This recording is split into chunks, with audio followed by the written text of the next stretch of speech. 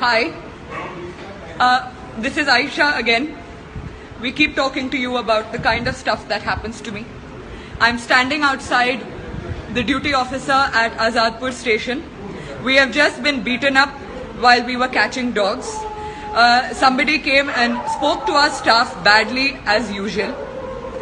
We are supposed to shut up and take this nonsense all the time. So when we decide to stand up and for our voice to be heard, this is what is done to us. This is Vipin state, okay? This is Abhishek state. This is Deepak state. And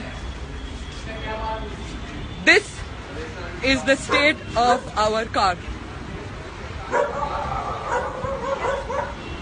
This is what happens. This is routine.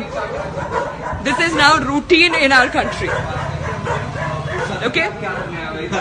This is what we have become used to dealing with. It's nothing new. This is what happens all the time. And now, just watch. Okay? There are these conversations happening. This is how seriously we are taken.